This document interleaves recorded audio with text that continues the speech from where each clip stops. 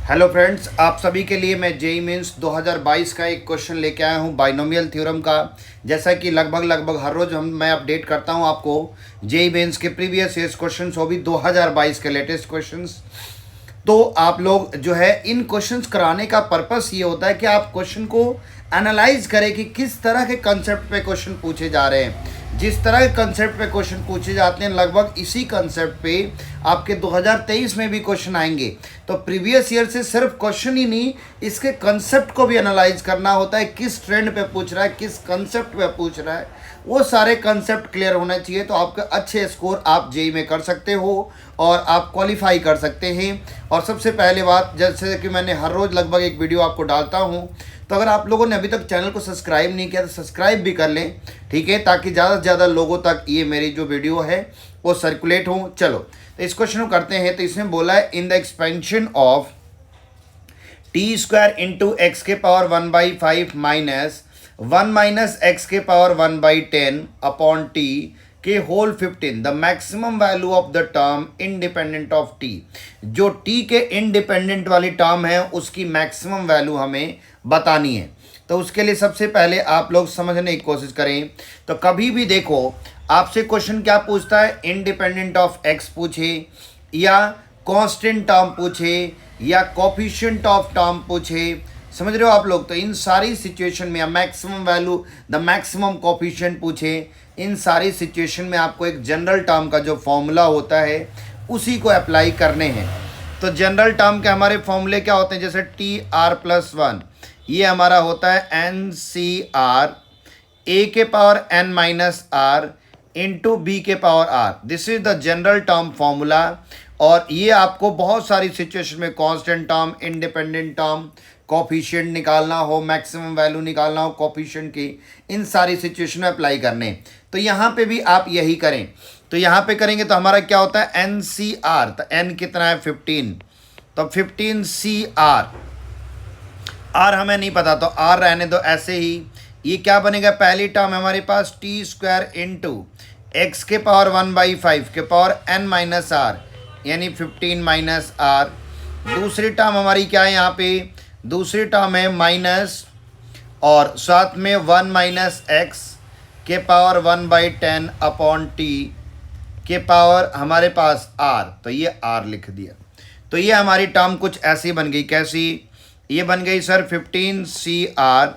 अब T square के power, तो इसको चाहूँ तो अलग अलग लिख सकता हूँ, जैसे टी स्क्वायर के power 15 minus R into X के पावर 1/5 उसके पावर 15 माइनस आर इंटू ये -1 के पावर आर अलग से ही लिख दो, इंटू ये क्या बनेगा 1 माइनस एक्स के पावर 1/10 उसके पावर आर इंटू टी के पावर 1/t है, तो ऊपर जाके टी के पावर -1 इंटू आर से मल्टीप्लाई करूंगा तो माइनस आर। अब इंडिपेंडेंट ऑफ एक्स का मतलब होता है, यानी इंडिपेंडेंट ऑफ टी का मतलब होता है कि द गिवन एक्सपेंशन के अंदर टी की टर्म होनी ही नहीं चाहिए। तो आपको टी की टर्म को यहाँ पे क्या कर देना है, रिप्लेस कर देना है।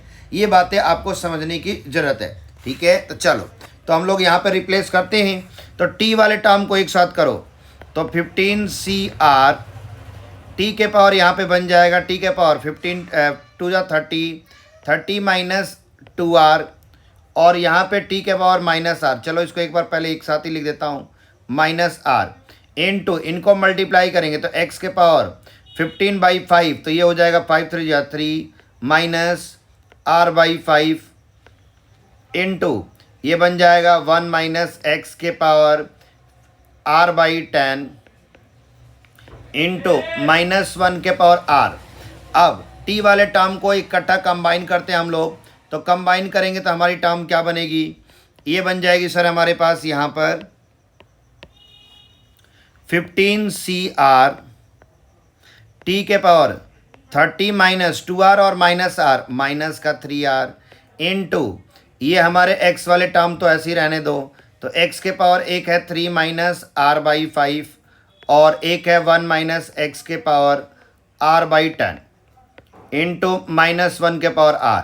अब इंडिपेंडेंट ऑफ टी का मतलब होता है टी नहीं होना चाहिए, तो टी के पावर जो टर्म लिखा है उसको इक्वल टू 0 रख दो। तो 30 माइनस 3r इक्वल टू 0। तो यहाँ से ये क्या बनेगा, 30 इक्वल टू 3r, यहाँ से r इक्वल टू 10 बन जाएगा।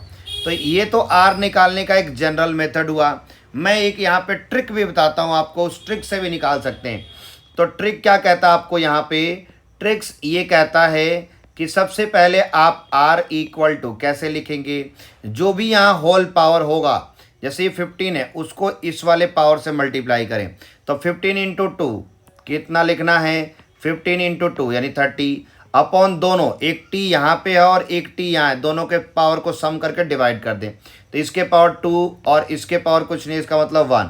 तो 2 + 1 3, तो ये बन गया 30/3, ये कितना आ जाएगा 10। तो ये डायरेक्ट तरीका है आपको क्या निकालने का, आर निकालने का। और ये इंडिपेंडेंट ऑफ एक्स हो या आपको क्या बोले कांस्टेंट टर्म, उस सिचुएशन में हर क्वेश्चन में ये ट्रिक एप्लीकेबल है। जेई के मैक्सिमम क्वेश्चन इस ट्रिक से सॉल्व हो जाते हैं।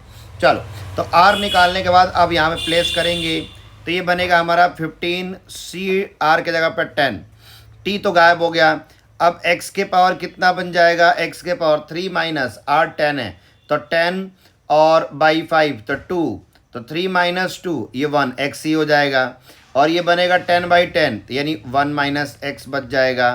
और -1 के पावर 10 इवन है, तो इसकी मैक्सिमम वैल्यू हमें बतानी है। तो हमारा एक बन गया 15c10। अब ये टर्म x वाली मल्टीप्लाई करेंगे तो x माइनस क्या बनेगा, x²।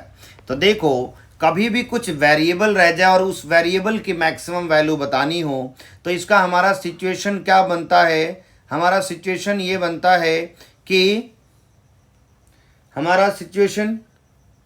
बनता है कि यहाँ पे इस टर्म को डेरिवेटिव करके इक्वल टू 0 रख दो। तो डेरिवेटिव जो 11th वाले बच्चे हैं उनको थोड़ा नहीं आता है, बट थोड़ा सा सिंपल बताता हूँ। डेरिवेटिव का मतलब जैसे डिफरेंशिएट करना है x के रेस्पेक्ट में, तो x माइनस x² का डेरिवेटिव करोगे आप, तो x का डेरिवेटिव होता है 1 और x² का 2x, इसको इक्वल टू 0 रख देना होता है। आपको किसी की मैक्सिमम वैल्यू निकालनी होती है तो उसको उसके डेरिवेटिव को 0 रख, उसको डेरिवेटिव करो, उसको इक्वल टू 0 रखो। तो यहाँ से x की वैल्यू कितनी आ जाएगी, x की वैल्यू आ जाएगी 1/2, और x की वैल्यू 1/2 आप क्या करोगे, यहाँ पे रख दोगे। तो यहाँ पे 1/2 रखेंगे तो हमारा आंसर कितना आएगा 15c10, और x के जगह पे 1/2, तो ये बना हमारे पास 1/2 माइनस 1/2 का स्क्वायर 1/4। तो एलसीएम लेंगे तो 4, तो एलसीएम लेंगे तो 4 हो जाएगा। तो ये बनेगा 4 और ये 2 से 4, 2 माइनस 1 यानी 1/4। तो हमारा आ जाएगा 1/4 15c10। अब उसने किसकी वैल्यू पूछा है, 8k की। तो इसने बोला था ये पूरी जो कोफिशिएंट है वो किसके इक्वल टू है, वो k के इक्वल टू है, उसने क्वेश्चन में बोला था। तो ये k की वैल्यू है, हमें किसकी वैल्यू चाहिए, 8k। तो इसके जगह पे रख दो, तो 8 इंटू k के जगह पे 1/4 इंटू 15c10, तो ये 4 2 जा 8, तो ये कितना बनेगा 2 इंटू 15c10, ये बन गया। अब एक हमने परमुटेशन एंड कॉम्बिनेशन में बात पढ़ा है कि NCR इक्वल टू ही होता है NCN माइनस RK। तो उस हिसाब से 15c10 लिखूँ या 15c5 लिखूँ एक ही बात होता है, क्योंकि 15 माइनस 10 करोगे 5, तो हमारा फाइनल आंसर होगा 2 इंटू 15c5। कौन सा ऑप्शन है, 2 इंटू 15c5। तो 2 इंटू 15c5 जो हमारा ऑप्शन है वो सी ऑप्शन करेक्ट है। तो ये हमारा ऑप्शन करेक्ट है। तो इन क्वेश्चन को आप अच्छे से समझें।